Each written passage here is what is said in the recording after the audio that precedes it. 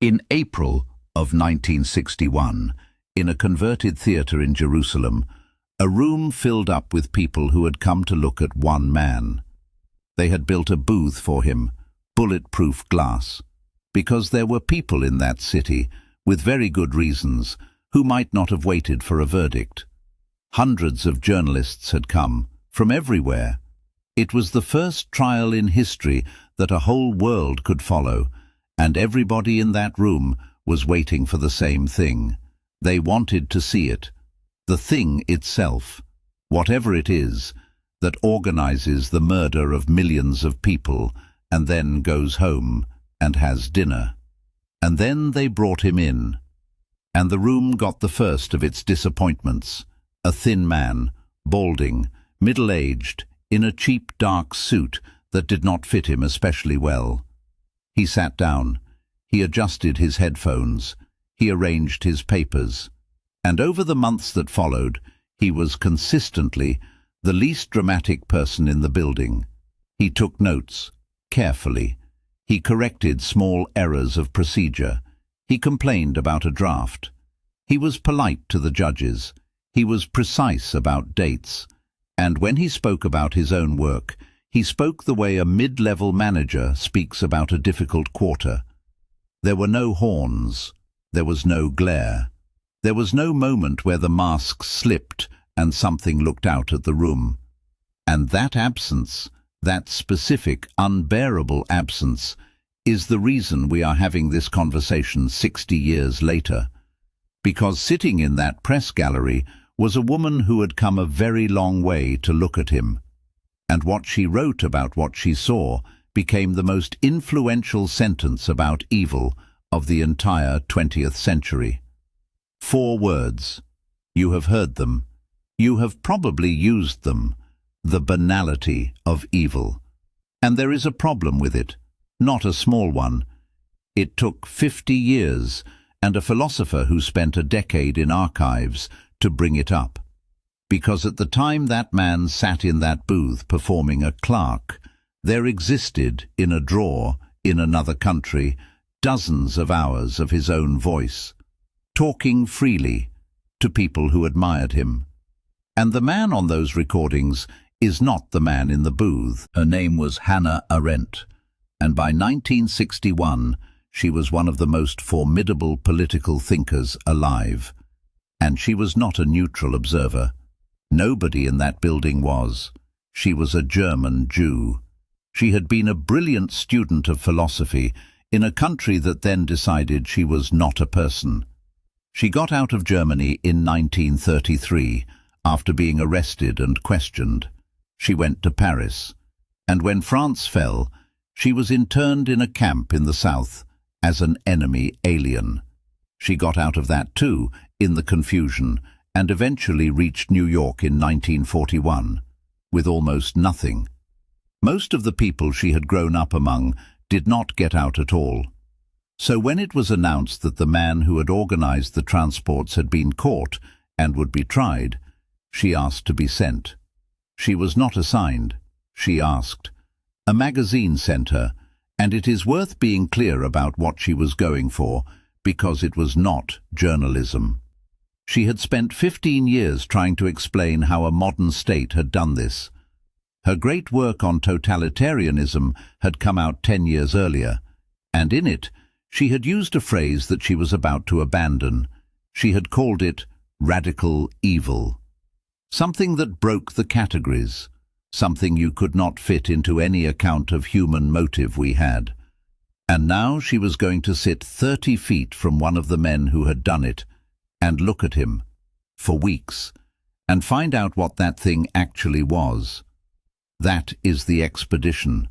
A woman who escaped, going back to look at the machine that nearly killed her, expecting to find something enormous.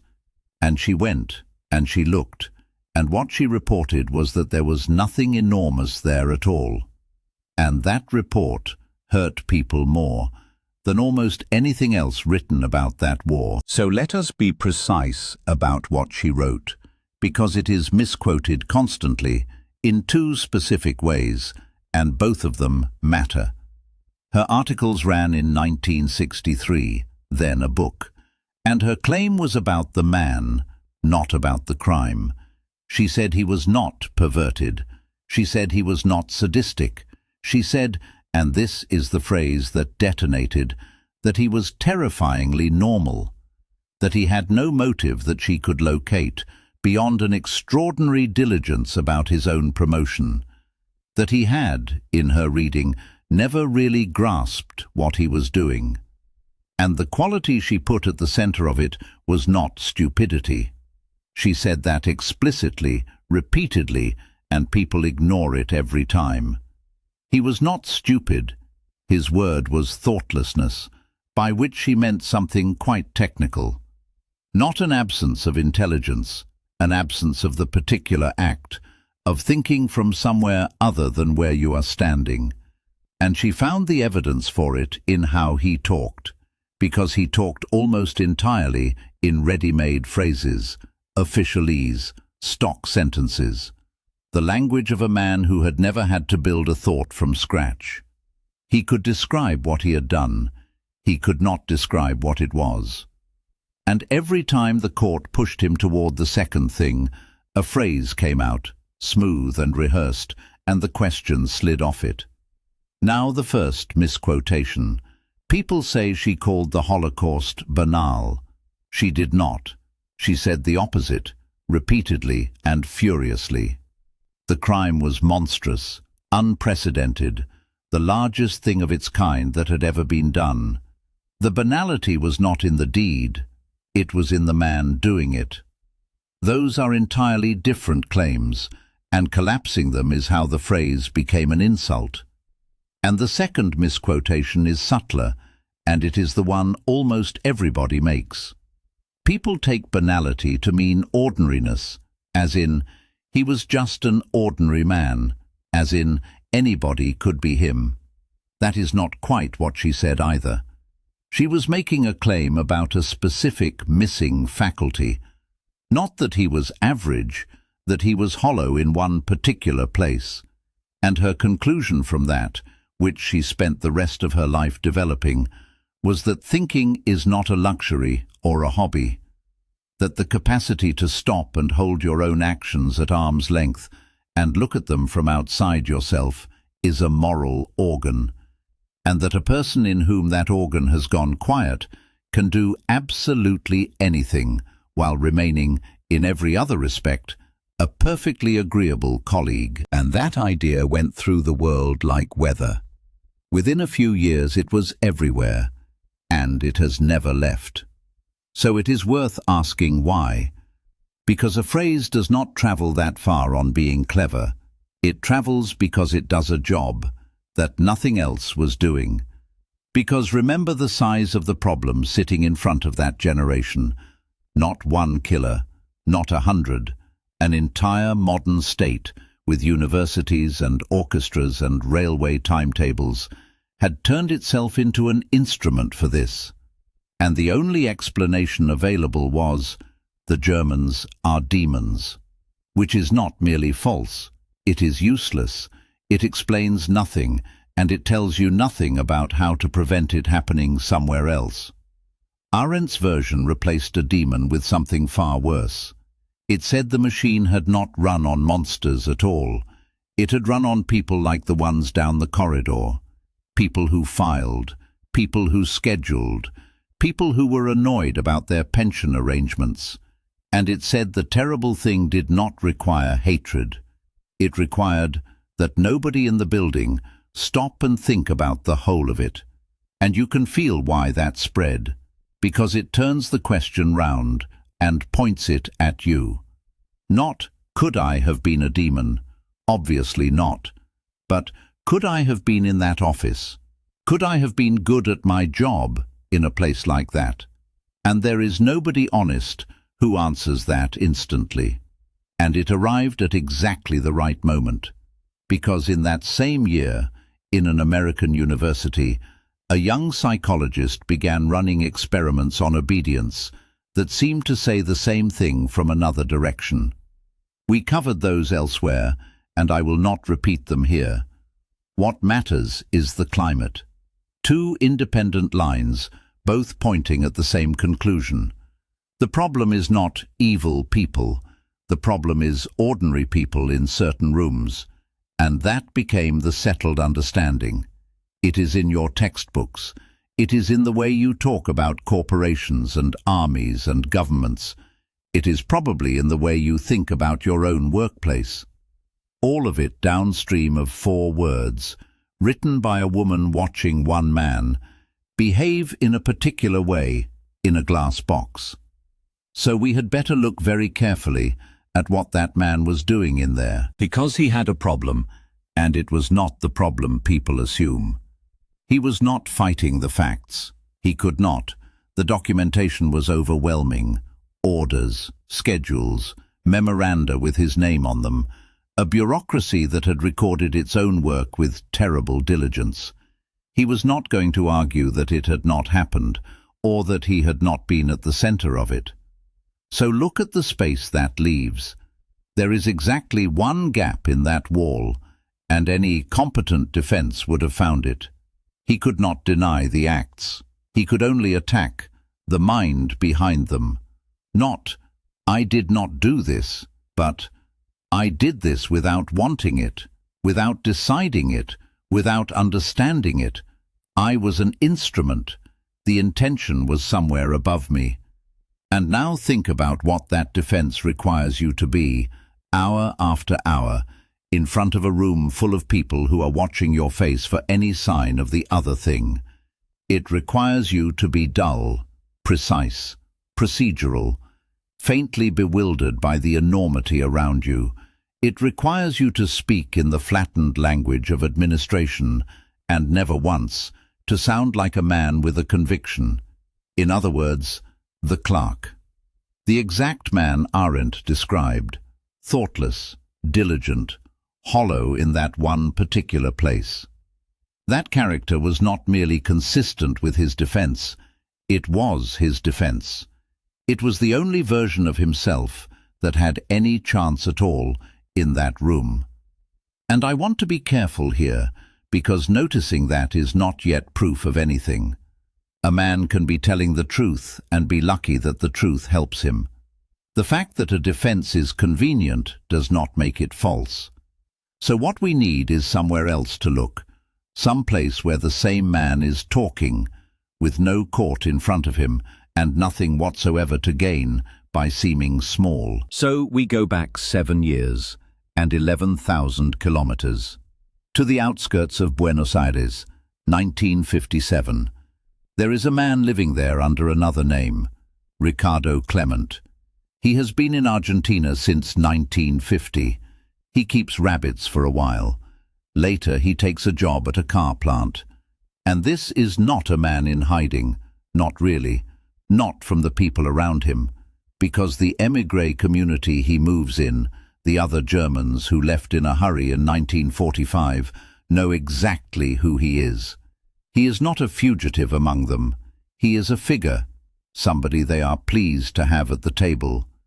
And in the spring of that year, a journalist begins recording him, a Dutchman, former war correspondent for the same regime. Every week, for months, a small circle gathers in a living room, wine, cigarettes, a microphone on the table, and a man talking about his career at enormous length to people who want to hear it.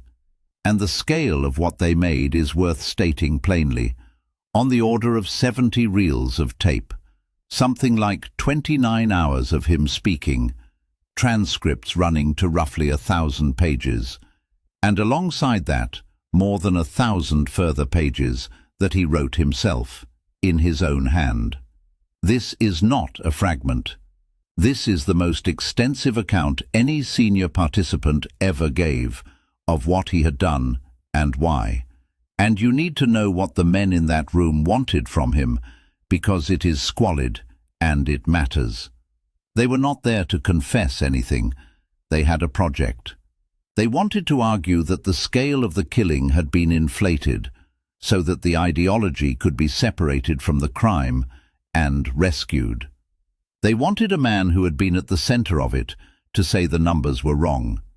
So hold that arrangement in your head: a room of admirers, a tape running, no court, no prosecutor, no sentence waiting at the end of it, and an audience with a specific thing they were desperate to hear him say. There has never been a better set of conditions for a man to say what he actually thought. And what he did with those conditions is the center of this episode. He refused them. Not out of decency, he refused them because they were wrong, and being wrong about his own work appears to have offended him. He did not deflate the numbers. He corrected them in the other direction. He was not interested in being made smaller. He had spent a decade watching other people write about what he had done and getting it wrong. And the man in that room does not describe himself as an instrument. He describes himself as an author, somebody with initiative, somebody who solved problems that others could not and who drove the thing forward. The cog is gone. In its place is a man with a professional reputation talking to colleagues about the most significant work of his life. And there is no remorse in it. Not anywhere. What there is instead, and I am going to say this once and plainly and then move on, is regret about incompleteness. The sense of a job that was interrupted. That is what is on the tapes, and I am not going to quote him. He does not get that from me in this episode. Now, those tapes had a complicated life. Parts of them surfaced early and were sold to magazines. Parts were disputed. Parts sat in archives in several countries, incomplete, contested, and very hard to work with. And it took a German philosopher roughly a decade of work to go through all of it properly. The recordings, the transcripts, the handwriting. Her book came out in Germany in 2011, and she was not alone. Historians had been circling the same conclusion for years before her, and more have followed since. The verdict is now about as settled as these things get. The man in the booth in Jerusalem was a performance. Prepared, rehearsed, held for months under the hardest examination anyone has ever faced, and extremely well done. So put the two rooms side by side. Same man, 4 years apart. In one room, wine, admirers, no consequences. He is proud, ideological, specific, and sorry only that it stopped. In the other, a glass box and a rope at the end of it. He is a functionary who moved paper and never quite grasped the point. And the instinct is to say, well, everybody has two faces, the private man and the public one. But look at which is which, because that is the whole thing. We assume the clerk was real and the boasting was bravado for an audience. Turn it over. The boasting cost him nothing and gained him nothing but the esteem of a few exiles. The clerk was worth his life. So hear this as plainly as it can be said. The clerk was not the truth hiding under the ideologue. The ideologue was the truth hiding under the clerk, and the clerk was the defense. Which lands us somewhere genuinely uncomfortable, because the most influential description of evil written in the 20th century, the one in your textbooks, was drawn, in significant part, from a portrait that the defendant was painting of himself. He needed the world to believe that a man could do this without meaning it, and the world believed him, and then built a theory of human evil on top of it. And notice what that does to the comfortable version of him, because thoughtlessness is a fault of omission. It is a gap, something that failed to happen. But a man who understood what he was building, who was proud of solving its problems, and who regretted only that it was interrupted, has not omitted anything.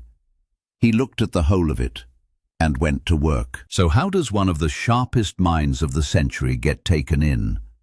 And I want to answer that carefully, because the cheap version of this story is that she was naive. She was not naive. She worked through an enormous quantity of material, transcripts, documents, his own written statements. She was not a tourist who glanced at him and drew a conclusion. But look at what she did not have. The tapes were not available to her, not properly. Fragments had appeared in a magazine, cut, arranged, of uncertain reliability. The full recordings, the transcripts, his own 1,000 pages of notes, were scattered, disputed, and effectively unusable for decades. The thing that would have exposed him existed while she was writing. It was simply not something she could read. And consider what she was watching instead. Not a man improvising under pressure, a man who had been preparing this exact self-presentation for years, with the help of people who wanted him to survive. He had rehearsed his vocabulary. He had rehearsed his bewilderment. He knew precisely which questions to answer with a stock phrase, and he held it for months. And there is one more thing, and it is the most human part of it. She arrived carrying a problem she had been trying to solve for 15 years. She had already decided her earlier answer was inadequate. She was looking for a new one, and a man walked into a glass box and performed with great skill exactly the answer she was looking for. That is not stupidity.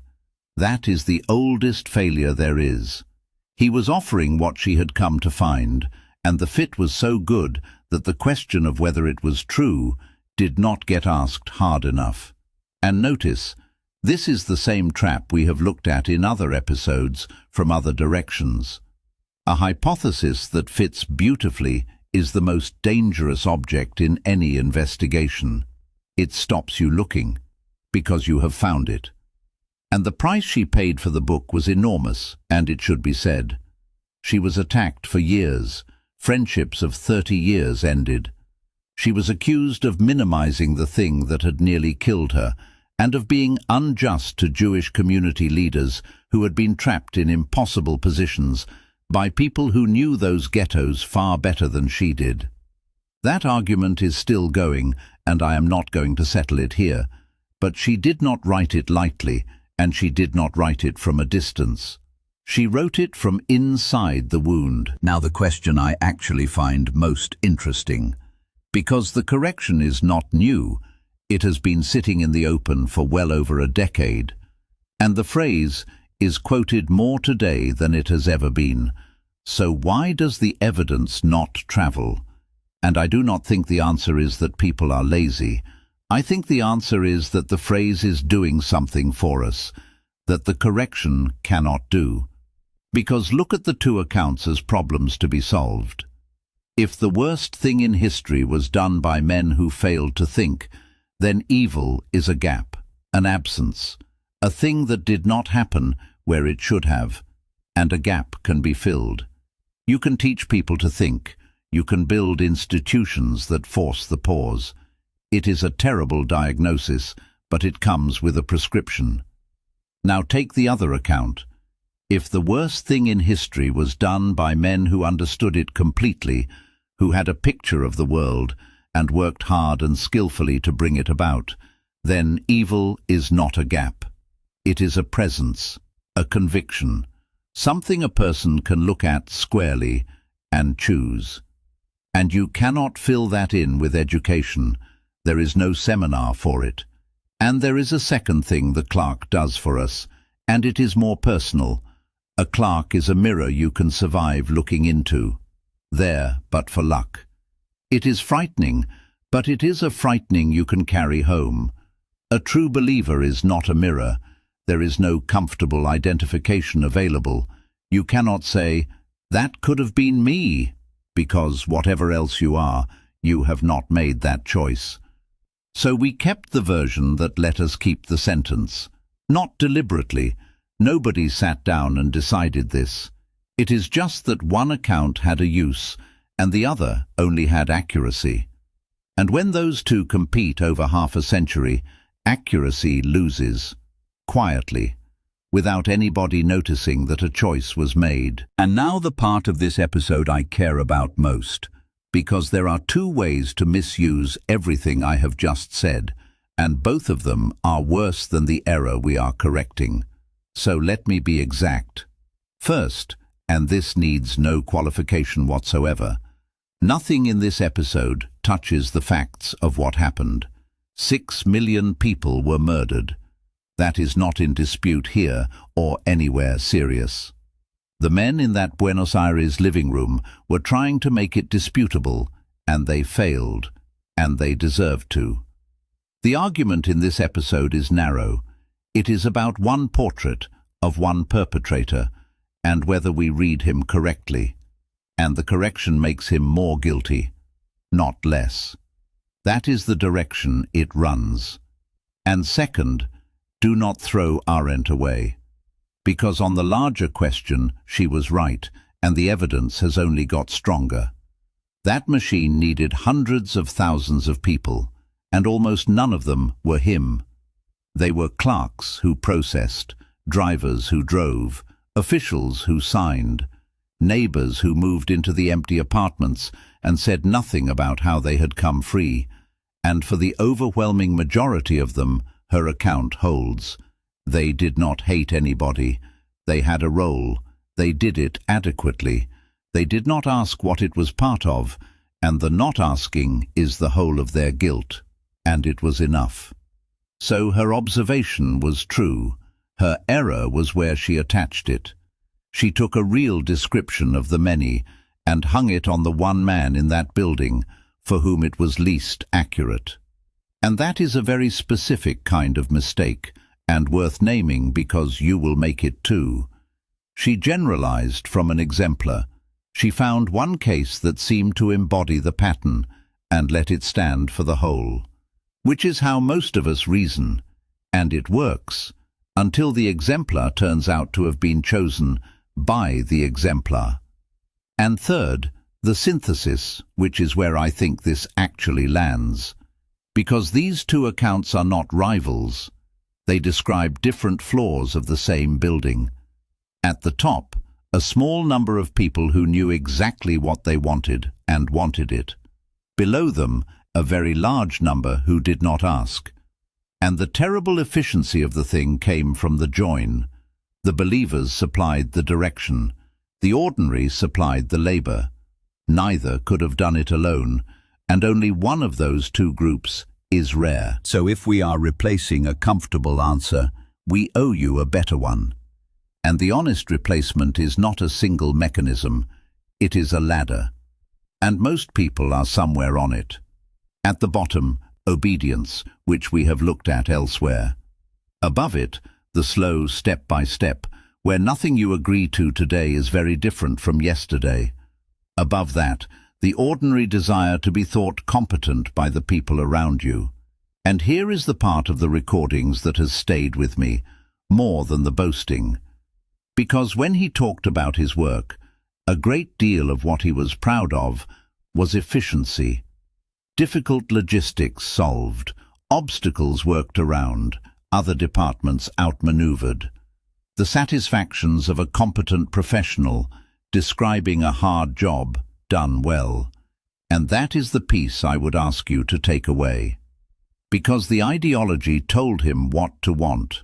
But it was ordinary professional pride, the same thing that makes you tidy a spreadsheet nobody will read, that told him how. Those two are separable, and that is why the whole thing is possible. Because craftsmanship does not ask what it is serving. It never has. It is not built to. So the question people ask themselves after episodes like this is, would I have obeyed?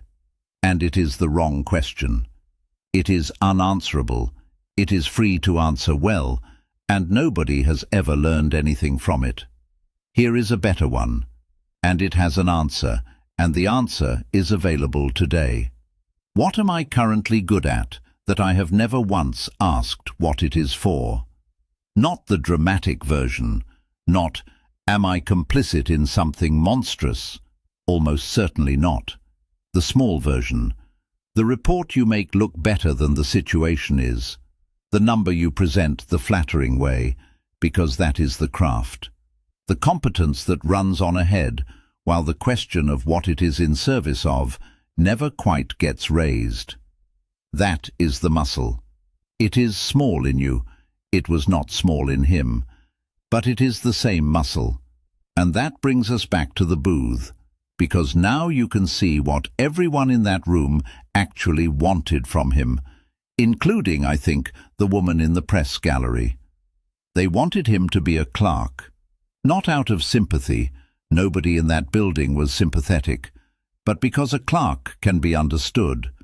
A clerk fits inside a sentence about human beings that you can stand to finish. And he knew that. That is the part that stays with me. He gave us the version of himself that we could live with, and we have been quoting it back to each other for 60 years. Arendt was right that thinking is a moral act. She was right that most of the damage in this world is done by people who never quite decided anything. And she was wrong about the man in front of her, who had decided everything and then spent his last years pretending he had not. Both of those are worth carrying. The first tells you what to guard against in yourself. The second tells you what to watch for in the people who explain themselves a little too well. See what people hide, even from themselves.